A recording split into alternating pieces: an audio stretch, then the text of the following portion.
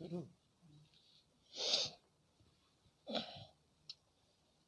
हाँ देखिए, ऊपर 2 पद पढ़ा दिया गया। अब तीसरा पद जो है मैं शुरू करने जा रहा हूँ। अब ऊपर नहीं बताया गया कि आपको कैसे लिखना है। बता दे रहा हूँ कि संदर्भ प्रसंग सहित व्याख्या लिखनी है, जैसा कि 9th में आपको पढ़ाया और लिखाया गया था उसी प्रकार से 10th में अब आकर करके आप जो है सब बात वही है, बस केवल पाठ का नाम कवि यही जो है बदलेंगे।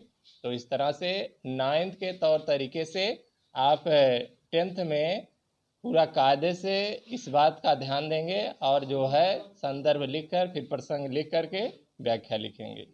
तो अब देखिए तीसरे पद में कवि सूरदास जी जो है भगवान श्री कृष्ण के बचपन की बात अर्थात बचपनावस्था, जब भगवान श्री कृष्ण जो है घुटने टेक करके चलते हैं उस समय का वर्णन जो है कर रहे हैं। हे किलकत कांध घुटुरुअन आवत, भगवान श्री कृष्ण सूरदास जी कहते हैं भगवान श्री कृष्ण जब किलकारी मार करके घुटनों के बल चलते हैं तो देखिए क्या स्थिति है। मणिमय कनक नंद के आंगन बिंब पकड़िब धावत, कि मणिमय कनक, कनक माने देखिए सोना होता है, नंद के आंगन, तो देखिए बाबा नंद का जो आंगन है वह जो है सोने से जड़ा हुआ है। इसी का कवि वर्णन कर रहा है कि सोने के से जड़े हुए आंगन में बिंब पकड़िब धावत, बिंब माने परछाई होती है। तो भगवान श्री कृष्ण का वर्णन यहाँ किया जा रहा है। तो भगवान श्री कृष्ण जो है अपनी परछाई को क्या करना चाहते हैं, पकड़ना चाहते हैं। कबहु निखरि हरि आप छाह को कर सौ पकड़न चाहत, कबहु माने कभी, निखरि माने देख करके, हरि माने भगवान कृष्ण, आप छाह को, आप माने अपने, छाह माने परछाई को, कर माने हाथ। तो कह रहे हैं कभी भगवान श्री कृष्ण अपने परछाई को देख करके अपने हाथों से, देखिए कर सौ पकड़न चाहत, कर है, कर माने हाथ होता है, तो हाथ से पकड़ना चाहते हैं। और देखिए कीलक की हंसत राजत द्वैदतिया पुनि पुनि तेहि अवगाहत, कीलक की माने जब इस परछाई को देख करके वह प्रसन्नचित हो करके, खुश हो करके हंसते हैं तो देखिए राजत द्वैदतिया, राजत माने शोभायमान होता है, द्वय माने दो, दतिया माने दांत, जो सामने के जो दांत होते हैं वह जो है जब किलकारी मार करके भगवान कृष्ण हंसते हैं तो शोभायमान होता है। पुनि पुनि तेहि अवगाहत, पुनि पुनि माने बार बार, तेहि माने यही, अवगाहत माने जो है दोहराते हैं, वह खुश होते हैं और बार बार यही सी बात को क्या करते हैं, दोहराते हैं। कनक भूमि पर कर पग छाया, अब बता रहे हैं जो है सूरदास जी के उस सोने के भूमि पर, कर माने हाथ, पग माने पैर, छाया हाथ और पैर की छाया, यह उपमा इक राजती, यह उपमा माने दूसरे, जैसे दो कृष्ण जैसे राजत माने शोभायमान होते हैं। करि करि प्रतिमन वसुधा कमल बैठ के साजती, देखिए उपमा अलंकार में सूरदास जी अब क्या बता रहे हैं, उस समय की स्थिति है कि करि करि प्रति पद प्रतिमय वसुधा, कि उस समय जो है यह पृथ्वी किस प्रकार से शोभायमान होती है, कमल बैठ के साजती, कि जैसे यह पृथ्वी क्या है, कमल पर बैठी हुई शोभायमान हो रही हैं। और देखिए बाल दशा सुख निखरी यशोदा, बाल दशा मतलब अपने बालक की इस दशा स्थिति को निखरी माने देख करके माँ यशोदा पुनि पुनि नंद बुलावती, बार बार बाबा नंद को बुलाती हैं।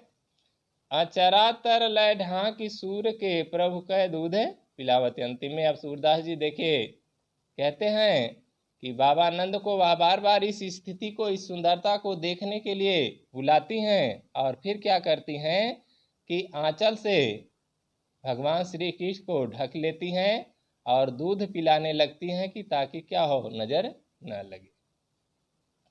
तो इस तरह से देखिए आपका तीसरा पद रहा। अब देखिए चौथे पद में सूरदास जी जो है माँ यशोदा से किस प्रकार से जिद करते हैं गाय चराने के लिए। अब तक तो देखिए आपके जो है लगभग 10 महीने की उम्र जब इनकी थी उसका वर्णन कर रहे थे कभी, मगर अब देखिए ये गाय चराने लायक हो गए, उस स्थिति का वर्णन कर रहे हैं। और माँ यशोदा से देखिए क्या कह रहे हैं, मैं अपनी सब गाय चरई हूँ। कह रहे हैं कि हे माँ यशोदा, मैं सब अर्थात सभी अपने गायों को चराऊंगा। प्रात होत बल के संग जई हूँ, तेरे कहे न रही हूँ।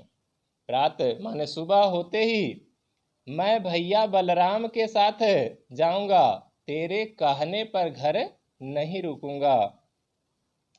ग्वाल बाल गायन के भीतर नई को डर नहीं लागत। देखिए बता रहे हैं भगवान श्री कृष्ण माता से कि ग्वाल बाल गायन के भीतर जहाँ ग्वाल बाले रहते हैं और गाय रहती हैं, इनके बीच में रहते हुए मुझे तनिक भी डर नहीं लगता है।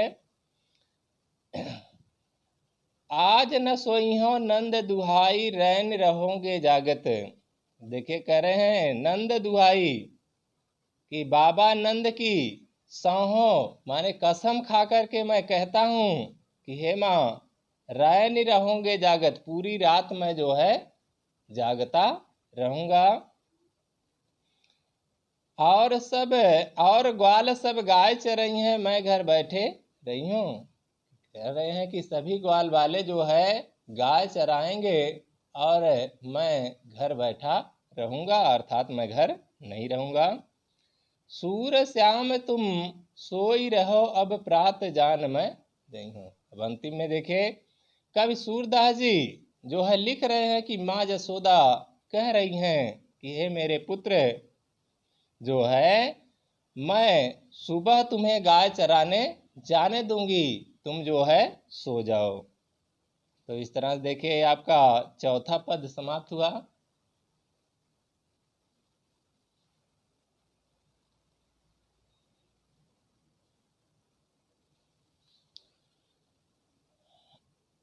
अब देखिए पांचवा पद है।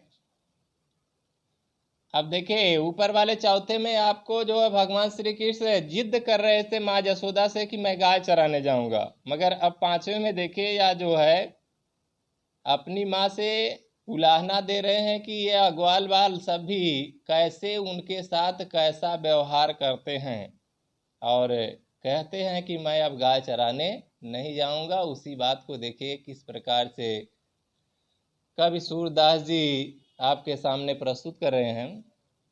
मैया हो न चरई हो गाई, कह रहे हैं हे माँ जो है अब मैं गाय चराने नहीं जाऊंगा।